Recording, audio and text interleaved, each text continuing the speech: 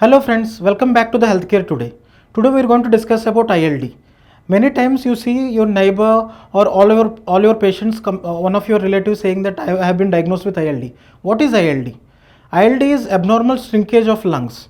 There will be excessive fibrosis happening in the lung which leads to decreased elastance. Thereby there will be more and more effort by the lung to take extra oxygen into the blood.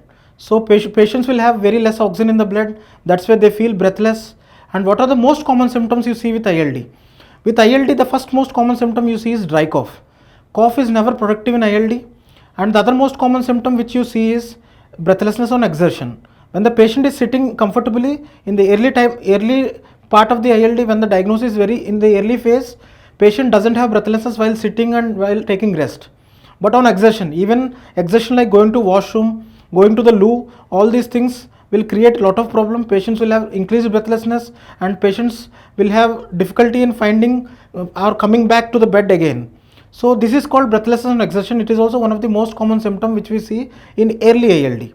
Once the ILD advances, you can see breathlessness even while sitting, and patients too tend to have hypoxia and they tend to have clubbing. That means there is increased swelling in the fingers, tips of the fingers, and leading to requirement of oxygen while sitting also. Many times you can see patients taking oxygen while sitting as well. That's how ILD progresses. Now once we discussed about symptoms, what are the common causes of ILD? So many times ILD is divided into two parts, when there is a known cause and when there is an unknown cause. You have some drugs which cause ILD. Once you find the offending agent, you stop the drug and ILD will be alright. Most of the cancer immunotherapy drugs, they cause ILD. So once we find that patient is developing ILD, you change the immunotherapy drug. So the patient's ILD will be, the progression of ILD will be stopped, and many times you can see reversibility also. The lung will become normal again.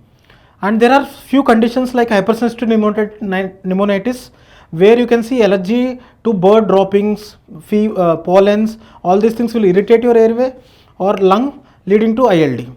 And there are few common causes which are also called as connective tissue disorders, which are commonly seen in females, like your rheumatoid arthritis, lupus, scleroderma.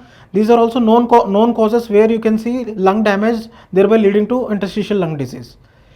So what happens when you don't know the cause of ILD? So in that case, what we have is, we have antifibrotic drugs. We give them so that the progression of fibrosis is slowed. Thereby you can give the patient more years of time. And also supportive therapy like giving oxygen is also very important in management of ILD. So having said this, how do you diagnose ILD? So as I told you earlier, CT scan was not available everywhere. Now CT scan is available everywhere, especially after COVID. CT scan is very commonly available. So ILD is diagnosed by CT scan. Once you have dry cough and exertional breathlessness, when you visit a pulmonologist, he asks for a CT scan.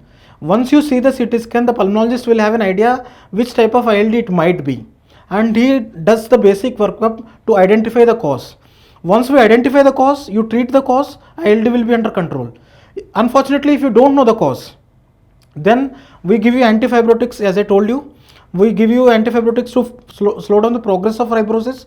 Thereby the symptoms will slowly progress rather than rapid progression. Finally, if the patient is still progressing in spite of all the therapy, lung transplant may be considered. Friends, if you find this problem again, or if you find the similar symptoms, please visit a pulmonologist. Till then, we care about you.